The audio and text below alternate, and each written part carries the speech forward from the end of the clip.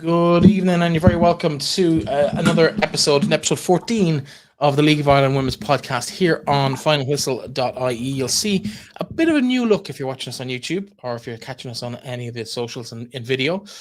You probably can't see it if you're on the audio version of the show, so maybe drop in and have a look and see our new look. Things that don't look any different is yourself, Aaron. I have a bit of a new look myself. Everything's a bit spruced up this week. How much will it take to get rid of that beard? Oh, it's not going. It might get trimmed, but it gets trimmed every couple of weeks. But it's not going right. I don't want the baby face like you. I'm sorry, I can't deal with it. It's the first thing I come into the show tonight and I said to you straight away. I copped it. I was like, he's done the beard. The baby face assassin is back. It's barely noticeable, to be fair. It's out of pure laziness. It's just easier to keep this way. Let's talk for a second. When I turn my phone off, let's talk for a second about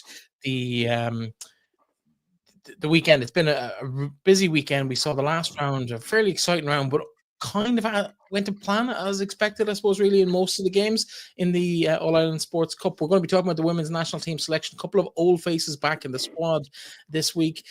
On top of that, we've had the FAI Cup draw, we've had the Women's Amateur Cup draw, we've had the quarterfinal of the All-Ireland Sports Cup. It's all go for the last couple of days. What have you been up to? What's been your focus for the last few days?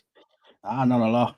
Been busy outside of football. Even before I do anything, Breifne, I never like starting the show on a downward spiral, but I think we need to sort of just send our condolences to Aoibhinn and Clancy on the passing of our mother Siobhan. I was only talking to friends just before we went on air, and they were saying like she was in Turkey supporting Aoibhinn, and she was in Cork, and it was a bit sudden and unexpected. So just sending our condolences out to Aoibhinn, Clancy, and all her family.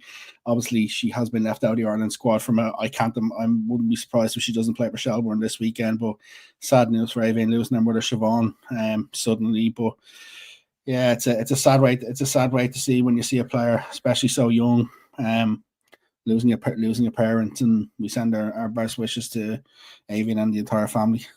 Yeah, football is only a game. At the end of the day, some things are a little bit more important. So all our thoughts going out to everybody. And I suppose everyone in Shells and Wexford as well, in terms of they obviously would have known her and been friends with her and chatted to her games and what have not over the years. Yeah, it's been a tough week in that respect as well. I suppose turning our attention back to the football, it was. I do want to say one thing to you about the football before we get into it. I said to you last week, are we going to get a shock? We'll talk about it as we get into it. We probably got one shock that we didn't expect. Yeah, we did and we didn't, in that the club that were shocked are still in the next round of the draw. I presume we're talking about Tala and Shamrock Rovers and Lisburn, because I didn't see that result coming on any day of the week.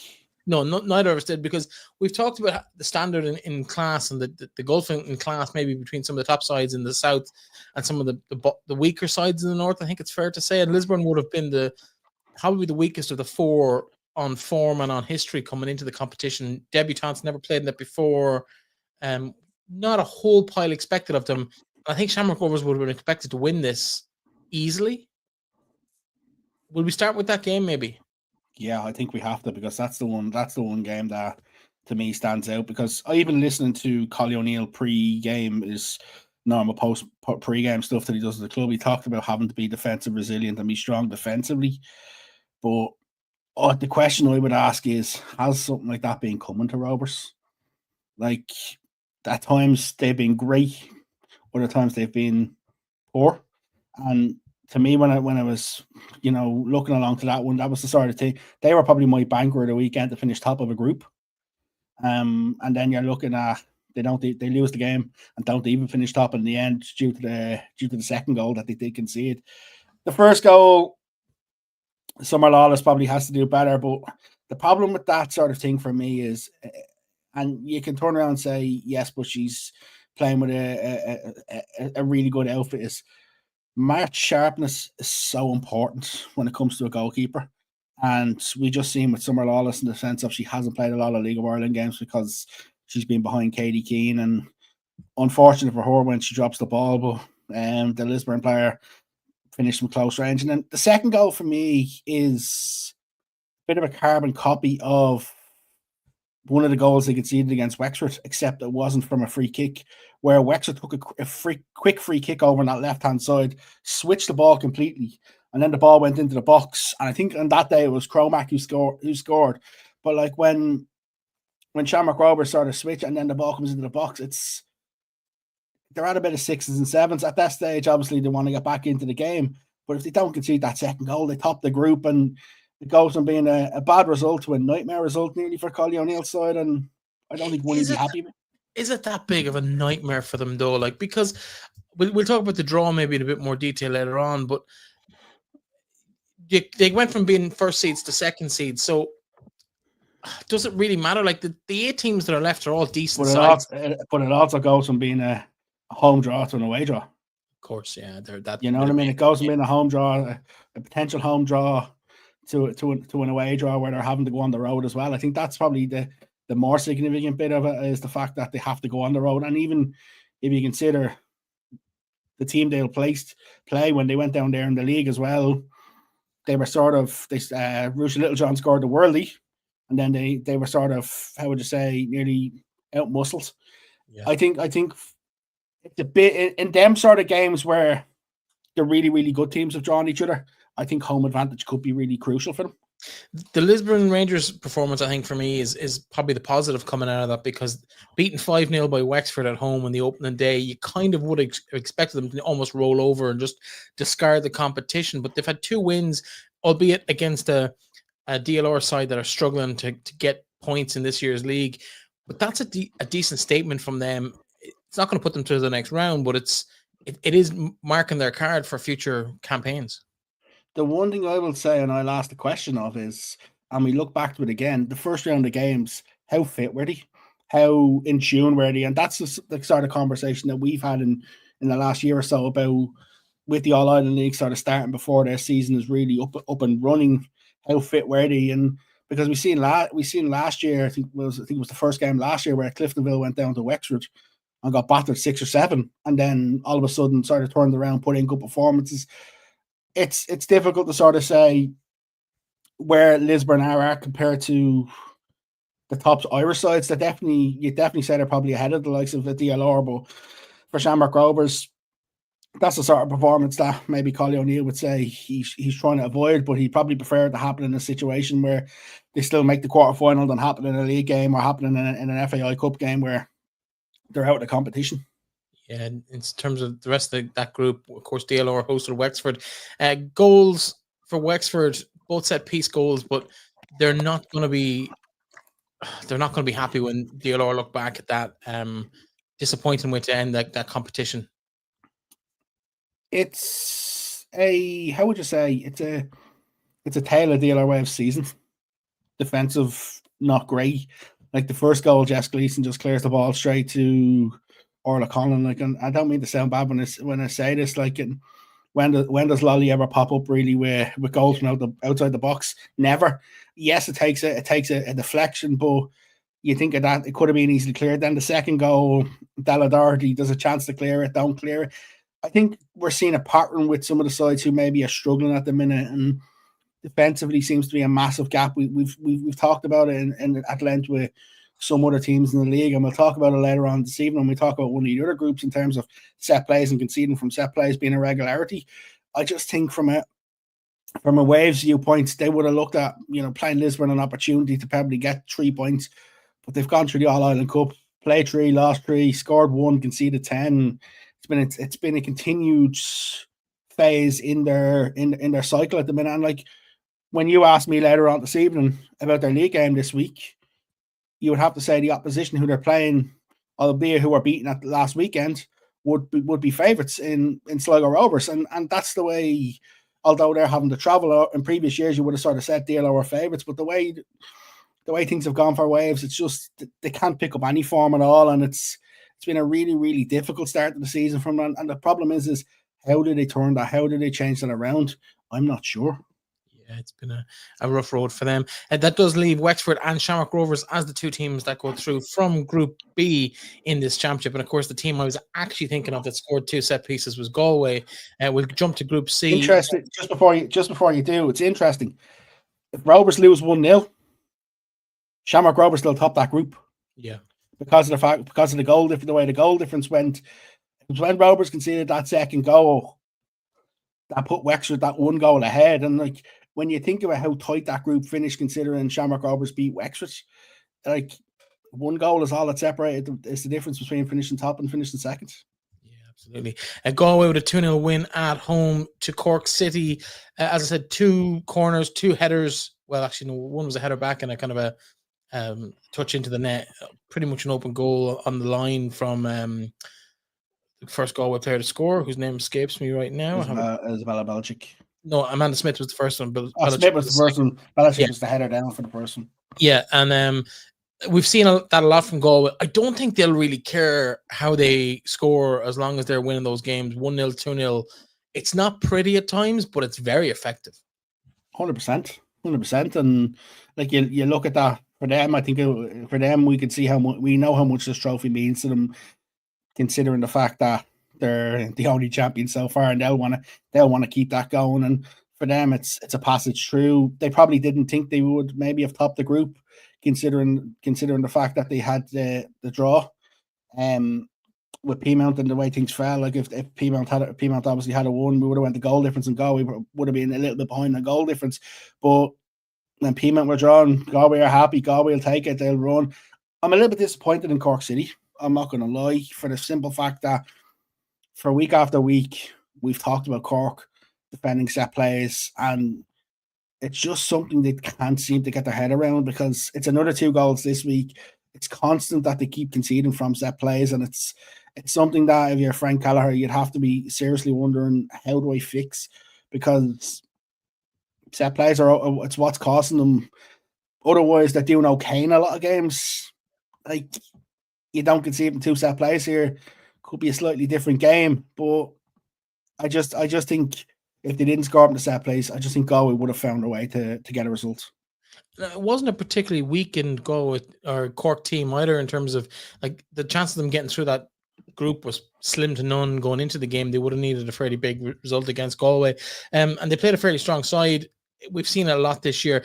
Talk to me about the actual venue change. We're going to talk about that maybe in next week's fixtures too.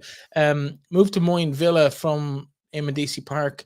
Disappointing to see those games being kind of moved out of the bigger venues, or is it an opportunity for the clubs around the area to get a chance to see these girls in action in their own backyard? So this one is probably a little bit different to the one we'll talk about later, is because this tends to happen every time of this time of the year, once a year, where they close Eamon Park for maintenance, and they do it around the men's international window. And it's the sort of thing that seems to be a regular thing with Galway, in the sense of it happens yearly. Like if you look here for Galway, they're away again this week. They're away again this weekend, if I'm not mistaken. I think the men could be away. The men could be away as well.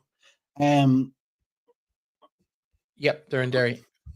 So you know what I mean? They I think it's done sort of strategically, in the sense of, okay, we have a window where we can really limit the pitch to do some work on it. And I think that's something that they tend to do every year.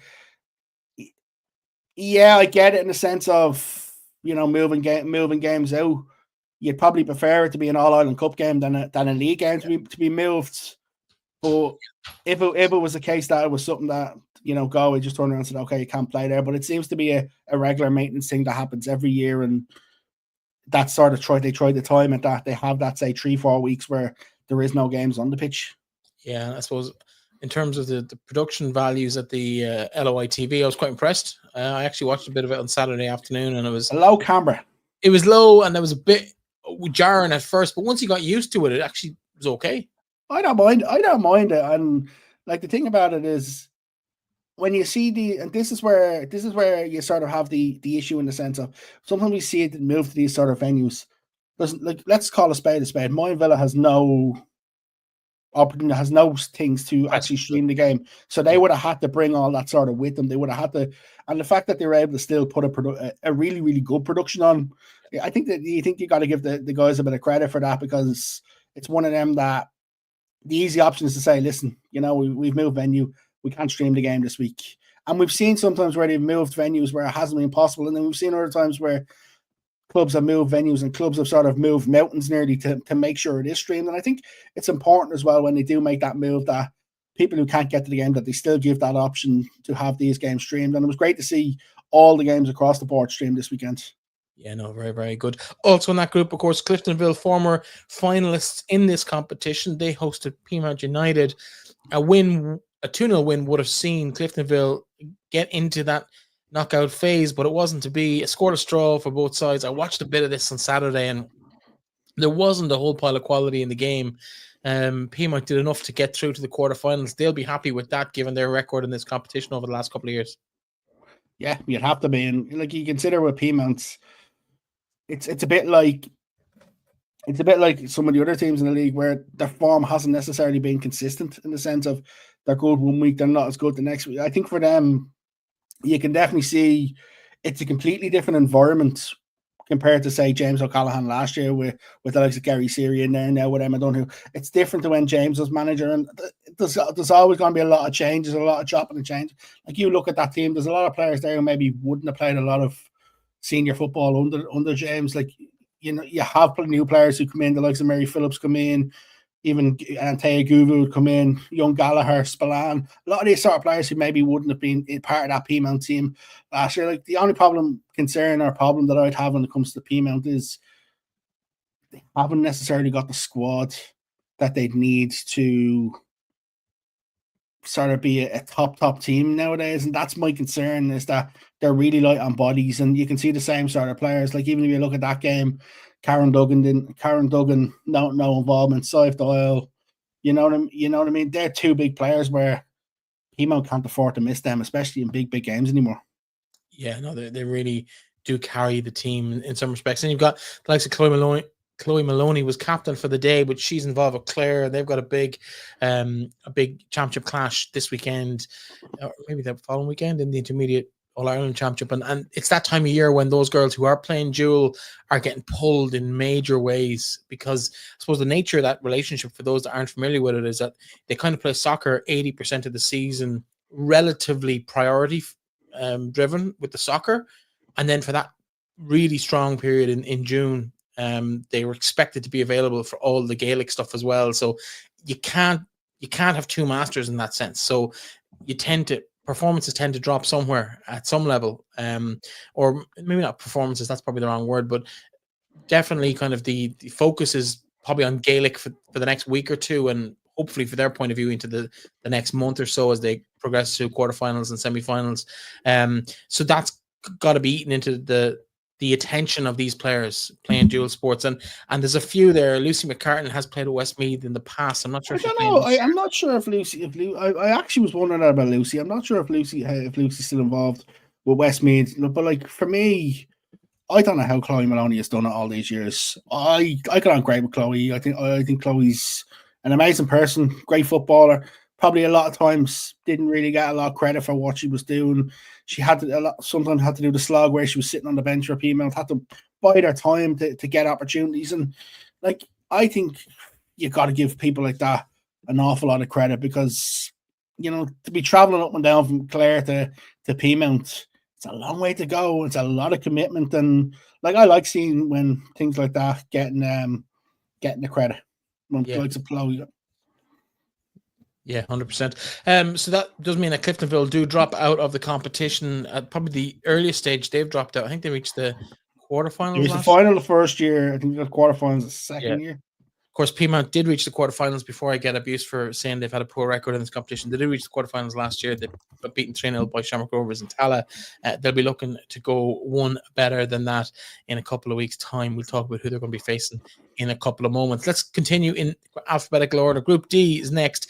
Treaty, probably the surprise package of this, particularly given their failure to beat Waterford in the first day of competition. We kind of thought they would struggle to get ahead of Glentoran and Athlone, but a fabulous win against Athlone had them in the semi-finals pretty much guaranteed going into the weekend's action.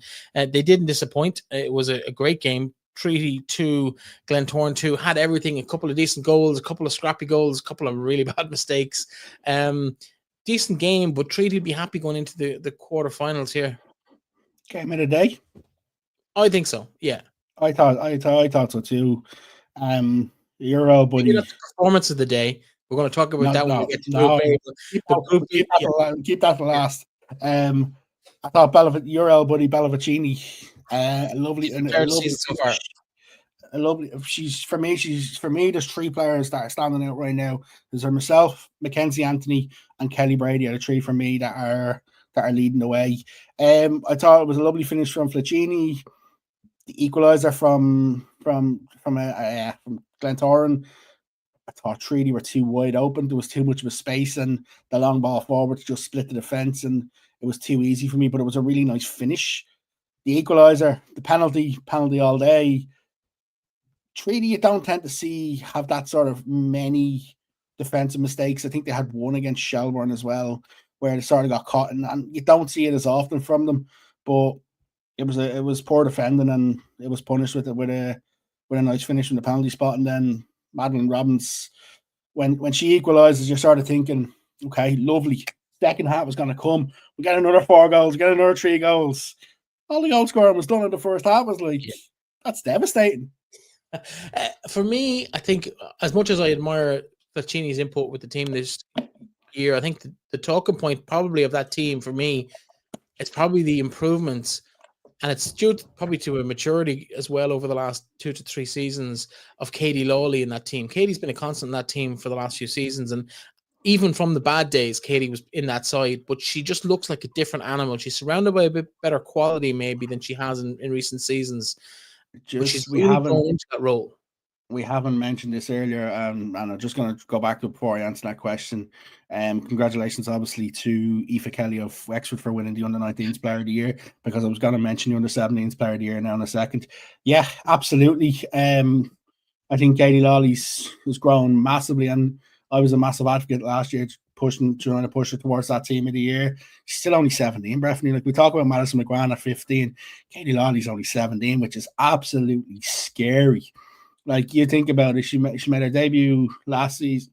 Well, she made her debut last. She played in 2020. She played 2023. She played 15 games. That's scary at 15, and the youngsters are just getting. She probably played at that stage because they didn't really have any other options. That would have been under Donna Reardon, and I think she played. Well, I was looking at her here.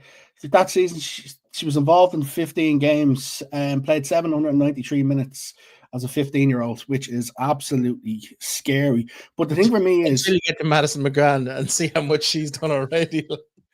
The biggest thing for me, what's probably scary when it comes to the likes of that is, it's last season was sort of a bit of a okay moment when it came to Lawley.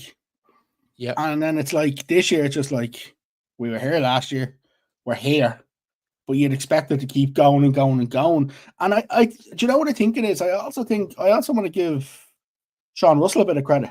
Yeah. Because I think the players are definitely responding and working very well for what Russell wants to do. I think he's got a nice groove going there of the sense of they all know their job, they all know what they're doing. And like even if you look at it on a normal day, he will use his bench. He's not afraid to use his bench either. So it's a case of he knows the players that are there in and around the squad. But I think Lawley's cross was superb. But I think she's just going to get better. Being surrounded by better players will make her a better player. Likewise with under 17 Player of the Year, Madison McGrath. I think the two of them, as they continue to play with better players, will continue to get it. Because the thing is, and as you said a minute ago, when Lawley probably played 2 years ago and was thrown in there because they didn't necessarily have the players, you're playing in a team where they were struggling, and then you're playing against very good players where you're not in the game. It's harder you're defending all day. You're not really going forward. You're not doing anything attacking much. Where now they're playing in a team that is trying to go forward. It's fair to say they're playing in a team now that every time they step onto the pitch, they know they're capable of beating anybody who they have. Whereas previously it was probably a case of, if we step on the pitch, we have 100% performance, we might nick a draw. Where now they know, I can beat any team on my day. And I think that's the biggest difference. It's the mindset is massively different when it comes to Treaty this year. And I think as well as that, you're looking at that Treaty team. We've talked a lot about the Canadians, the Americans. There's a Finnish goalkeeper, the left backs from Japan. They've all been people we've talked about on the show. Portuguese, Madeline Robbins is Portuguese passport holder. So all of a sudden you've got these players from across the globe coming into that team. But for me, I think the success story is that you've got these Irish girls playing with them week in, week out, and really pushing on.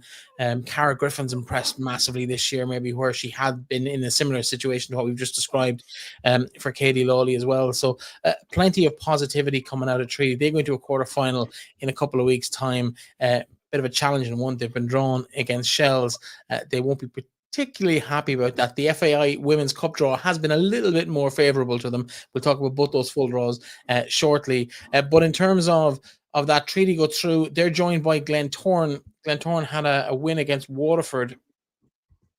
They're joined by Athlone, who had a win against Waterford. They're out of the competition despite that first win. I suppose the opening day against Glentoran probably didn't help them. Dead rubber. Defeat against Glentoran. It was effectively a dead rubber going in. Waterford won't be particularly happy about how the game panned out. Athlone just cut loose and really just restored a bit of pride maybe in this competition. The thing about it is, yes, they restored a bit of pride. But I think there's players, when you look at that Athlone side and you look at the likes of Hazel Donegan's. Yep. Hazel Donegan knew going into that game, there's a potential chance of me playing and starting against Shelbourne in the league game next Saturday. That's what she went into that game, that mindset of. Like, if you look at that, they'd know Maddie Gibson playing for them. Like, Roisin Molloy, 3 assists, Kelly Brady, 2 goals. Like, Colin Fortune went probably as strong as probably was available to him because he knew he needed to go into that Shelbourne game with a big result. And like, for me, you look at that Athlone team that started in that game, you might see, if I'm being honest, you might see one change. If I'd expect Gibson to probably come back in, and you'd probably see one change, but I'd expect probably 10 of that team to potentially start against Shelbourne this week. And I think they went into the game knowing they needed a performance. First goal was a little bit scrappy. Was it over the line? I don't think so. For me, it looked, at the time I said it wasn't a goal. I think VAR rules that out, but I suppose the linesman saw it one way or the assistant referee saw it one way and he gave it, and the rest is history. It doesn't really matter if it crossed the line or not, but it just seemed a bit harsh at the time. The rest of the goals, I think defensively it wasn't a great day at the office for Waterford. I thought some of the goals were just too easy. Low balls across the box, and they were just close range finishes. But for Athlone, perfect way to go into a game against Shelbourne, especially considering we're going to talk about Shelbourne now in a minute and the fun that they had on Saturday. How much did Athlone miss Roisin Molloy when she was out injured in the opening weeks of the season? Even though they're still in the top 2 of the table, I'm going to turn around and ask you a different question before I answer that question. How good would this Athlone team be if they had Chloe Singleton as well? You know, well as, and the thing about it is there's no doubt about it. Roisin Molloy was nominated for Player of the Year last year on full merit. Yeah. You know what I mean? And she was unbelievable last year. Where I think you take a player like that out of that team, the fact that they were able to win majority of the league games and only to drop the points against Shamrock Rovers is a testament to them. But since she's come back in, it's just been like, Colin Fortune has put on an extra sock or something, because it's just seamlessly slid back in. She slid back into place so seamless, and she's just running amok again. That's such a strange I was trying to... Yeah. I don't know where you're going with that one, but okay. She just slid back into that team perfectly. Yeah, absolutely. We saw her in the early run she got against, I think, Sligo Rovers. She was fairly good against them. She scored a goal and within a couple of minutes of her return. And I think, she's a huge addition, and Maddie Gibson coming back into that. I don't think Chloe Singleton's that far away from a return to action. No, but I think it'll probably be Champions League. But if they can get her 1 or 2 games before the Champions League, I think you take it all day of the week. Like, realistically, if you're talking, if there's any way they could get her fit for, say, FAI Cup game at the end of the month, early start of July, I think if you can get her a couple of minutes in, because I think Chloe will be a massive impact into that team. Yeah, 100%. Let's talk to Group A. We'll get to the outstanding individual performance of the weekend in the second game in this group. Both these games were complete shootouts. Winner goes through, draws through up different permutations, but essentially win your match, you're into the quarterfinals. Bohemians and Linfield. We'll start there. Dalymount Park. It was one of those games. Lisa Murphy, hot and cold in the first 20 minutes, scored a great goal at one end, and then had a complete nightmare at the other for the second goal. Tried to shove the Linfield player off the ball, and it didn't go well for her. Linfield player came in. Zoe McGlinden had a relatively easy strike into the back of the net. Rachel won't be particularly happy with how she just pushed the ball out straight into the forwards path. It's funny that you say Zoe McGlynn.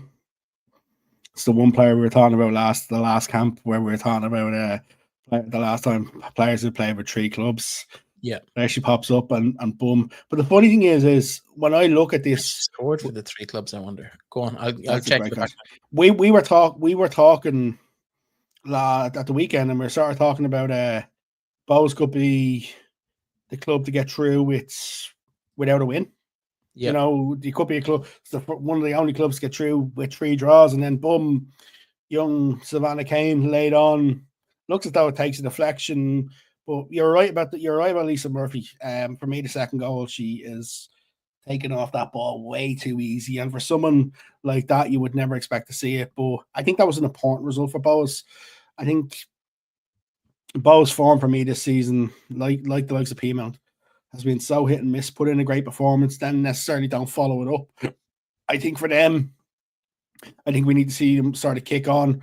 The younger players got a lot of experience in the first half of the season. I think we need to see some results starting to come out of Bows now, and this is the first opportunity to make a quarter final this year under Alban, and you know I think it'll definitely be a confidence booster for them. Yeah, 100%. I think I watched the game live, second half of the game live the other evening, and I was very impressed with Bows. Linfield were a decent side, like, do you know what I mean, in terms of what they've done in the Niffle up north. Bows will be happy to be into that quarter final in 3 weeks' time. The final game in the showgrounds. Well, we all know the name. Everyone who's watching the show has already heard about her exploits. 4 goals, but they weren't just goals. Each one of them was quality. Like before you go into that, right? It's Noel Murray here, of course. I wonder, did somebody say, because you asked me when we were talking about the clubs and playing with different clubs about top scorers, and I said Noel Murray, and you were like, no, she only has 2 goals in the competition. And then all of a sudden, boom, now she's got 6. Yeah, it's unbelievable. Her performance was just quality. Like, the funny thing is, and I even said this to you, and I said it to a few and I tweeted this the other day. Help poor Owen wearing this week. That's all I say. God help poor Owen wearing, because Noel Murray will break down that dressing room door, being like, "There you go, boss." She's not got to go for an answer, is she? Since she got sent off the week before the Bows game, and she missed the Bows League game, she has been sort of, how would you say, when she got sent, was a Piedmont she got sent off against in the 90th minute, missed the Bows game, didn't start a league game since, started a couple of All-Ireland Cup games. She's just been electric for them, and she's been a game changer at times. And like, when you look at the performance on Saturday, first goal is just, it's a nice finish from the edge of the box. Second goal is a typical Noel. She stands the defender up, curls into the bottom corner. Third goal's from about 40 yards out. You're just thinking, Noel, third and fourth almost taking the piss. I'm sorry, but they're phenomenal. You know, but she absolutely 100% meant them. Oh yeah. But you know what the funny thing is, right? You think the third goal is great, and then when you watch the first goal, it was in the fourth goal. Yes, it was in a little bit more, but it's the fact that she actually just first touch. Yeah. Like, she puts it in the corner, like, it's just quality. Like, the third and fourth are just lobs. She spotted the keeper off the line, has a go. McKiernan gets back almost to pull the first one, or the third goal, the first lob, but can't quite reach it. She doesn't even try for the last one. She knows she's not in there. Let me read you something, right? So this is since she got sent off for 2 yellow cards. Let me go to the start of the season, right? So this is Noel Murray's season. Played 90 minutes against Shamrock Rovers, didn't score. Played 90 minutes against Waterford, didn't score. Missed 2 penalties. Played 90 minutes against the Waves, didn't score. Played 89 minutes against Piedmont, got sent off. Missed the Bows game. Played against Cork in the league, scored twice in 26 minutes. Come off the bench against Treaty. Come off the bench against Galway. She comes off the bench against Wexford and scores. She then starts the 90 minutes against Bows, and then she scores 4 goals in the weekend. She has scored 7 goals since that red card. Yeah. But she's always that's a player. But that's a player who sort of has that mentality of, you're not keeping me down. I know I'm working hard. Yeah. And you know what? You've got to give her a lot of credit. I think we talked about it at the start of last season in terms of the work she had done in the off season to get in tip top shape. And she's at that age of her career. She won't thank me for saying this, but she's at that age of her career where she needs to look after herself in order to get those extra seasons and be able. I've heard something about this. Okay, I spoke to Andy last week about this, and Andy said he was talking to Dave O'Connor, the strength and conditioning coach of Shells. She's working harder now this year again because she knows. She's 35. She knows she hasn't got many years, if not cup year last year. She might have one more left. She knows she hasn't got long left at this level. And she is working harder this year than she even worked last year, is what I'm being told. Yeah, but that's coming through in the performances we're seeing. And she looks now as good as she did when she was in her early 20s. And that's a 100%. Huge testament to the work she's doing. And she's been one of those players, no matter what was happening around her, whether Shells were on a good year or a bad year or whatever, she was always capable of pulling out those fantastic performances. We're seeing it again now. It's great to see. I hope we see much more of it between now and the end of the season. Will she be the match winner on Saturday when they play at Athlone? And what could it be? An early title challenge decider, given the way the league table is panning out at the moment? It's definitely advantage to one of them if they can pull all 3 points from the game on Saturday. Let's take a quick look at the league tables, how that leaves the All-Ireland group, just to tidy things off. Shells and Bows through in Group A at the top of that table. As you can see, 7 points and 5 points. Sligo on 2, Linfield on 1. Wexford and Shamrock Rovers just scraping into the quarterfinals there as they pipped Lisburn Rangers on goal difference. A fantastic turnaround from Lisburn after their 5-0 defeat in the opening day of the season. DLR struggling in that group as it finished up at the weekend. Group C, Galway and Peamount, old foes. They go into the quarterfinals where Cliftonville and Cork City finished their interest in this year's competition. And finally, Glentoran and Treaty, who drew 2-2 at the weekend, they go through. Athlone and Waterford will have to make do with the league and the FAI Cup, of course, which comes up at the end of the month. They are out of the competition for this year. In terms of the fixtures, these are the draws. You can ignore the dates and times, but they will be somewhere on the 6th of July. I'd imagine to be played on or before the 6th of July, which is a Sunday. They will probably be played on the Saturday. We'll update this when the fixtures come in. But Galway United have drawn Shamrock Rovers in the name of DC Park. That's the punishment, I suppose, for Shamrock Rovers for not managing to close it out at the top of the table in their group. Glentoran host Bohemians in the north, and Shells and Treaty will do battle in Tolka Park, while Peamount make the trip down the N11 to Wexford. Going to be a big challenge there. Who do you see coming through those? And they are they're not quite the quarterfinal draw. I think Shells and Treaty play Wexford and Peamount, I think, in the draw. I had it in front of me a minute ago. I don't have it to hand now. But I'll check that. But it's the draw for the semi-finals is done as well. Your thoughts on that, Aaron, in terms of how teams are going to get on? It's a horrible draw. It's an absolute horrible draw. I think it can't be a horrible draw for everybody, though. You probably make Galway favourites against Shamrock Rovers. Treaty, it's going to be very difficult against Shells. What was the other two again? It was Glentoran and Bows and Wexford and Peamount. Glentoran and Bows will be a cracker. I'll be interested to see what happens with that one. It'll be a close game, and I think Wexford should probably shade Peamount in the other one. Semi-final draw is the winners of Glentoran and Bows versus Shells or Treaty, and Galway United or Shamrock Rovers versus Wexford. So that means if Glentoran beat Bows, Glentoran will have a home semi-final as well. Yes. Interesting. Well, I think it's good for the competition. I know it wasn't set up like that, but it's good for the competition to have games north and south of the border. One team from the north getting through, is that a bit disappointing? Yes and no. Yes, it's disappointing. No, we knew the only one who probably had a massive outside chance was Lisbon, in the fact that the way things were. But if you look at, say, for example, you look at Linfield knew if they beat Bows, they were through. Yeah. Cliftonville, likewise, if they knew if they got a massive, a decent positive result against Peamount, they could have been true. So the thing about it is we knew realistically two of the other ones that were going into the last round of games had an opportunity to go through. So to me, it's good in the sense of if they don't make it through, are they still competitive? Are they still available to sort of get a result on the last day where it may help them? That to me is the most important thing, is that they went into that we didn't go in and see, say, 3 Northern teams out for the last game with nothing to play, because that's not what the competition needs. Absolutely. Let's take a quick look at another draw that was done during the week. The FAI Women's Cup first round. No buys this year. Extra team in the Women's League. Of course, Waterford make their debut in this competition. That evens it up to 16 teams with the 4 non-league sides in there as well. We see Athlone Town hosting Terranure Rangers.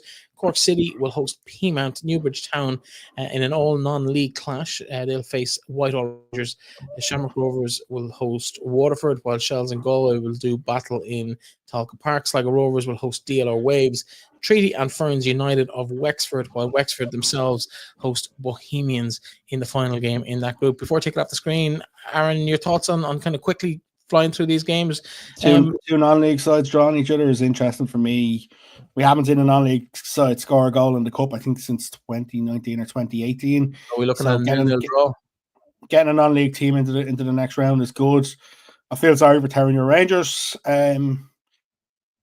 Who else? The tied around is probably Treaty. Ferns and Treaty. Yeah, tied around is Shamrock, Shells and Galway. I think Wexford and Bows will be the second best game in the round. You'd expect comfortable enough wins for the likes of Treaty against non-league sides. You'd expect Shamrock Rovers to come through against Waterford. Cork Peamount could be interesting if Cork can sort the defensive things out for the cup game. But yeah, an interesting draw. Yeah, some good games to come up, of course, in 2 or 3 weeks. Not even 10 days' time at this point. Interesting to see how they get on in that competition. There was, of course, one other competition draw. Is it the 20th or the 27th? I think it's the following weekend. Yeah, I think it's the following weekend. There's league games on next weekend. Yeah. Yeah. In terms of the Women's Amateur Cup, we're down to the semi-finals there, and we see a repeat of that FAI Cup draw. Newbridge Town versus Whitehall Rangers. I'm going to throw you on the spot. Go on. Got to throw you on the spot. What goalkeeper's playing centre midfield for Newbridge Town? What former League of Ireland goalkeeper is playing centre midfield for Newbridge Town? If you'd asked me what former... Well, I've one for you when I get this wrong, because I have no idea. But let me have a quick guess here. Newbridge Town goalkeeper... Played for Peamount United and Kilkenny United. Oh, wow. I was going to say Linda Meehan for a minute, but it's not her. Former Irish under-19 international goalkeeper as well. You're making a I'll give you one more clue. That just makes it worse. Has played on an Ireland team. She was on an Ireland team. She was on a successful underage international team. That could be anybody. I don't know. Brooke Dunn. Wouldn't have got that. In that same game, Whitehall Rangers. What former Irish women's goalkeeper is playing for Whitehall Rangers? Probably. Oh, what's her name? Yeah. What's her name? Yeah, I know so it. If you're going to throw it at me, I'll throw it right back at you. I know the name and all. Yeah. This is Driven TV, so I'm going to give you the answer, but it's Jennifer Kett. Has been playing for Ireland. Played for Ireland maybe 20 odd years ago, but she's still lining out for Whitehall, I believe. Sure, if you look at the quarterfinals of that competition, Barbara O'Connell's still lining out at 45 for Wilton United. It's two daughters who played League of Ireland football. Like, I thought she was too busy making team announcement ads for the FAI for the women's national team. I did see her pop up on that. She pops up in the weirdest of places. The Underdogs, team announcements. She is women's football in Cork, though. She's a huge role, but as a player, coach, administrator over the years, it's great to see her still involved. It's great to see anyone from that era still contributing to the game in whatever way, on the pitch or off the pitch. We'll move on from the Women's Amateur Cup. Those games scheduled for the 6th of July, I believe, according to the announcement from the FAI during the week. What else have we got? We want to look at the next week's league action, I suppose. That's all. We got the women's national team. Maybe we'll start there. Women's national team announcement. A few new faces, not new necessarily. Ella Molloy back in the side. Two of my favorite players in the women's team that I like to see kind of have not been involved in a little while. Izzy Atkinson's back in the team. And Hayley Nolan makes an appearance. She hasn't been involved for a couple of years. It's been maybe mid-23 since she was 23 involved. Pre-World Cup. Nolan was involved. Pre-World Cup. Hasn't been involved since. I don't get the Nolan one in the sense of the lack of involvement. I know for the last year, I understand she's been injured for quite a lot. But prior to that, I don't get the lack of involvement. she's an interesting one because for me, even when she played League of Ireland football, she was an okay midfielder, but she has settled in to be a smashing centre back. Yeah. I think when she moved to centre back after coming back from America, I think she's been superb. She was ever present for Palace the year they went up. Sort of a bit of surprise it's taken this long. It's frustrating when you look at it. Like even when you look back, I can't even remember when our last cap was. That's how much of a sort of it's been that long. I think one of the pre-match to I think I saw that it was in the press conference, in the press statement today. I think it said something about mid-23 she played the appearance. That was our last call. Yeah. I think that was our last call up. Like when you look at that, it's been that long. Great to see her back. I'm gonna say the other one that I know you're gonna say your favorite in terms of Izzy. Izzy is an interesting one. The fact she's not playing much club football, did get released by Palace yesterday. However, you can't turn around and say Izzy's not playing, she doesn't deserve to be in there if you're going to pick other players who are clubless and haven't played games in a long time. So that argument to me is out the window. With Katie not going, I would expect to probably see maybe Chloe Mustaki get an opportunity at left full. I wouldn't have brought Megan Campbell, if I'm being honest. Just not because of the fact that she's not without a club. I think for me, this is the first time in a long time where Megan sort of got through a lot of fixtures, a lot of being involved in a lot of Ireland squads. I would have left Megan at home and just said, listen, Megan, have a couple of weeks off before you start your new club and all. When you start your new club and all that, and just take a bit of a break. Because for me, that's someone who is very fragile when it comes to injuries. Good to see that she didn't bother with Heather Payne, the likes of Heather Payne, Jan Kiernan. Even if they're anyway half fit, they shouldn't be on that trip because of the injuries they've had. So it's good to see she's left a couple of players home. Interesting, I think RTE led with the line that Katie McCabe was left out of the squad, but Katie was never going to be in the squad due to the fact she's played so much. It was against the US actually. April 23 was Hayley Nolan's last cap. She played 90 minutes in a 1-0 defeat in St. Louis. That was the second game, yeah. Like when you look at that's how long ago. That's pre-World Cup. But like the one thing about the squad is there's a lot of play. You might have thought maybe there was an opportunity to bring some more League of Ireland players in. It actually does fall on the League of Ireland weekend as well, an FAI Cup weekend. So which means Ella Molloy and Rusha Littlejohn will not be available for their clubs in the FAI Cup.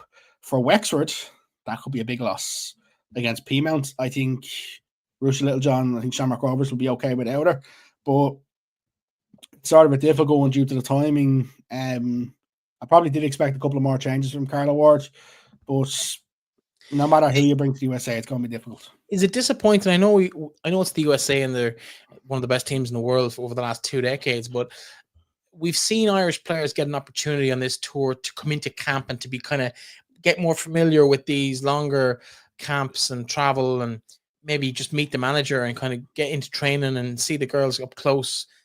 We're not really seeing that. None of these girls, despite being kind of new arrivals back into the side after, particularly in Hayley Nolan's case, for maybe 2 years, but we know what they bring to the game. We know what they have to offer. Like there's nobody kind of coming through that we're looking at in this sense. So it's interesting for me that you say that because she was asked about Ella Molloy at the last squad announcement and sort of said Ella was a little bit behind the likes of Denise and Marissa Shiva. It just seems to be as well with the fact that she's not like Vera and Eileen in the sense of bringing 27, 28 players.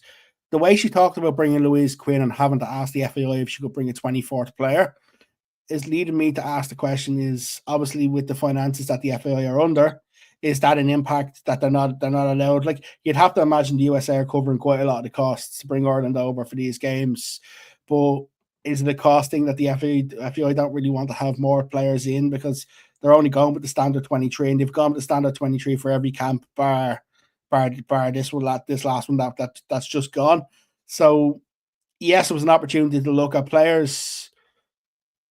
She does go to League of Ireland games. Alan Mahon goes to League of Ireland games, but it's sort of how do you fit it in? Where do you fit it in? Yeah. Should we be looking at more maybe domestic, even if you have a not even a north or east versus west game and split the country down the middle and have some of them sort of games where you bring players in and have a look at that way, that's potentially an option. But like, we don't have home-based training anymore. There was a lot of talk of an under-23s team. None of that stuff seems to be materializing at the minute due to the financial constraints on the FAI. So finances, yeah. You I do have can't to imagine. You would assume, and I can't imagine things like that will change. And it's difficult to sort of bring players in and out in that situation, because the last camp was all about getting back to League A, and where this one is sort of, the timing isn't great. Yeah, it's not ideal for anybody, really. We move on. Well, let's preview those games really quickly, if you don't mind. Like, we're always up against it when we go to play the US. We get invited over a lot, probably because the Irish draw a crowd wherever they play them. They'll bring out an Irish audience, but realistically, what's the best hope here? Keep the score down? Can we maybe sneak a draw? Even could we possibly beat the US? We've never done that before. I can't imagine beating the US as a thing on this trip. I think it'll be certain individuals who want to put a hand up and put a stake for that playoff against Belgium in October. Actually, we didn't even mention that, the draw last Friday for the playoffs, Ireland getting Belgium in the playoff to get back into League A. I think players want to put a hand up for selection, because there's no international window between this camp and them games in October. So it's an opportunity for players to maybe put a hand up and say, hey, I want to be selected. Like, we've seen Aoife Mannion sort of put herself into the shop front in terms of Ireland the last time we played over there. I'd love to see Erin Healy get an opportunity and sort of show what she's capable of, what she's about. Because I think a lot of the other players, Carla Ward would know quite a lot about them. Yeah, 100%. Let's take a look at the fixtures for the weekend. Of course, a full round of games in the Women's Premier Division. Let's first start by reminding us what actually the league table looks like. It's been that long since we had a look at it, but Athlone lead from Shells, a point ahead. Of course, they meet at Tolka Park on Saturday afternoon at 4 o'clock. It's a busy period around that neck of the woods. So if you're going, get there early. The URC final, Leinster and who are Leinster playing? I can't even remember. The Bulls. Oh yeah, the Bulls. They're playing in Croke Park at 5 o'clock. There's also the not insignificant matter of Dublin ladies playing Leitrim ladies in the tie of the weekend in the senior ladies All Ireland football. That's on a. Do you know what? I'm actually quite pissed this weekend. Why? Because the Leinster game is on at 5 o'clock. Yeah. The ladies' game is on at 6 o'clock. No, Leitrim ladies at 2. At 2 o'clock. So 2 o'clock. So which means that, like, I wouldn't get if the Leitrim game had been on, say, 7 o'clock in the evening, would have been perfect. I'd have left Tolka Park at about 6ish. I'd have taken the little jaunt up to Tunnycarney to watch that game. It's just one of them that I'm caught between everything. Whereas if I was to go to the Leitrim game, I'm having to leave early to get into Tolka Park. I'm almost embarrassed to say, as I'm hosting a League of Ireland Women's podcast, I'm going to 2 of the 3 games on Saturday, and it's not Tolka Park. That's how bad it is. But then, as a proud Leitrim man who's currently doing a bit of work on the problem is, right, I don't disrespect you for that. And the reason why I don't disrespect you for that is because if the other game had been, if the Shells game maybe had been at 5 o'clock, there might have been an opportunity for you to go to Tolka Park. Well, it would have clashed with the rugby's at 5, so it would have clashed with the 2. So anyway, it is what it is. But I am a little bit ashamed to say that on a League of Ireland Women's podcast. That is the league table. We run out through Wexford, Shamrock Rovers, Treaty. 1 point separates those 3 sides. 2 point gap to Peamount and Galway. Bows on 10, 3 points behind. Another 3 point gap to Cork, Waterford, and Sligo. Just 1 point each behind there. And DLR at the moment just struggling on that end of things. If we look at the fixtures this weekend, so I'll make a prediction. Okay. Scroll back onto the league table. Yep. After the end of the weekend, I think Sligo Rovers will be in 9th place. That's a big statement. They played DLR, of course, on Saturday. I think they'll beat DLR. I just think this Sligo Rovers team have that little bit of form for them. Yes, they took a bad defeat against Shelbourne, but I think that Sligo Rovers team, for me, on form, will beat DLR Waves. Just a reminder, that game is in the Carlisle grounds rather than being in UCD Bowl, due to the Bowl having other commitments with a different sport over the next period. It was something that was foreseen quite a while. I think the pitch in the Carlisle grounds, I was out there for a game against Athlone. the pitch will offer an opportunity to play good football. No complaints about it. I think DLR win that game. My preference will be in those cases that you actually reverse the fixtures, but Sligo are at home, so Sligo men are at home that evening, so it wouldn't be practical. Some other good games though. Shells Athlone, obviously the pick of the weekend. Let's leave that to last. Okay, fight through the rest of them then for me. Treaty and Waterford, Wexford for me is a pick 'em. The fact that Treaty have got over the hump of actually beating one of the top teams in the league, having sort of ran out of gas a couple of times when they got close, makes this game even more interesting for me. I'm going to say Treaty are getting something out of this game. Whether it's 3 points or a point, I think they'll get something out of this game. Cork City and Galway, I think it'll be a repeat of last week's. I think Galway will win it more convincingly. Peas and Bows is one of them that neither side has been consistent at all in the last year. Probably in the last year. I think Bows, with a bit of confidence after last week, I think Bows will get a result in this game. Then Shamrock Rovers and Waterford, I think Waterford will win the game. Let's go back to Shells and Waterford will beat Shamrock Rovers. Sorry, I think Shamrock Rovers will beat Waterford. Okay. The other game for me, game of the season, game of the month. I think it's going to have everything that we think it's going to have. There's so much at stake here. If Athlone win this game and go 4 points clear, I don't see Athlone dropping the points to be reeled back in. I think for Shells, it's a bigger, more important game for Shells than it is for Athlone for me, in the sense that I think if Athlone lose this game, there's still an opportunity when the sides play later on the season. For me, if Shells lose this game, I'm struggling to see where Athlone are going to drop league points. And I've said that to you before. I'm struggling apart from when the two sides play each other. It's that big of a game for Shelbourne that they can't afford to lose this game for me. Yeah, it's a big weekend for Owen Weir on his side. I predict a score draw. I think it'll be about 1 or 2 all. I think we'll see plenty of goals. Mackenzie, we'll see a lot of bike. Yeah, it's going to be. There's not a whole pile of love lost between these two sides. No, and I actually can't wait for it. I can't wait. I've been sort of eyeing this game on the calendar for the last 3 or 4 weeks, and I just think it's gonna live up to the hype. The intensity or the needle between the two sides an awful lot. Like we've seen what happened last year when Chloe got injured against the two sides. The way Shells won the game, even towards the end, there was a bit of needle towards the end between the two sides, and the cup finals, we've seen it all. It's really started developing into that, bubbling nicely into that nice rivalry. But for me, you need a bit of that in the league as well, though. You need a bite. For me, if you're to ask me to give you a prediction, I'm actually really struggling in the sense it's that close. I wouldn't be surprised if Shells go and win 3-0, and I wouldn't be surprised if it's a 1-all draw. Likewise, I wouldn't be surprised if Athlone win 1-0. I think if any side is to win clearly, for me, it's going to be Shells. But I'm actually going. I'll stick the neck on it. I think Shells are going to win 2-0. Love it when you put I might have a cheeky little bet on it.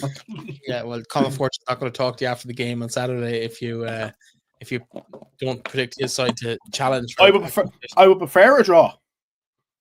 Because a draw suits us better because a draw keeps the closer. But the problem is Shells win keeps the league title alive as well. Like. But the problem is if Athlone win, you're then talking 4 points clear of Shells. The gap then back to Wexford is already 9 points. Like it could be one of them. But I just think Shells are a much better team this year than they were last year. Yeah, I'd agree with that. They're much more consistent. The individual performances haven't really changed, but they're just doing it week in, week out, and it's just been class. But then Athlone have conceded 2 goals in the league in 9 games. Like that's unreal. They have 2 quality goalkeepers in that side. We're seeing the impact Molloy had when she's come back into that team, and don't be surprised to see Athlone push on as well. But the one thing I can guarantee is that's going to be an absolute cracker of a game. So if you can get to Tolka Park, despite the other distractions of games around, apologies, slap myself on the hand for that. But hey, whenever you can get a chance to watch it, I will have. Even though I'll be in another ground, I'll have an ear on what's happening in Tolka Park as well. But for us, that's it for the week. I hope you like the new little bit of a fresh look both here and everywhere around us if you're watching us on the video. We have, of course, this week launched a new ladies Gaelic football podcast hosted by Jeremy Carney and with the expert knowledge of two current All-Ireland champions, Joanne Doonan of Fermanagh, who won the junior championship last year, and Claire Owens of Leitrim, two experienced campaigners. Do you know what? I got to give you, I had to laugh earlier. I turned it on, and the first thing I hear is talking about celebrations in Clarke and Shannon last year. And it's like, that's just brilliant. I've listened to a little bit of it. I'm really excited to sort of see how it develops over the next couple of weeks, because it's great to see ladies football getting a little bit more exposure. And if you're a fan of boats, why not have them both? Stick them on Spotify, stick them on YouTube, and enjoy them both as you go about your day. You're doing the ad for me, Aaron. I love it. That's it for this week. We'll be back with you again next week. Enjoy wherever you're going to be this week. If it's the rugby, the Gaelic, or more importantly, if it's the women's soccer games at the weekend, do enjoy it. Let us know where you're going to be. And we'll chat to you again next week. Talk to you then.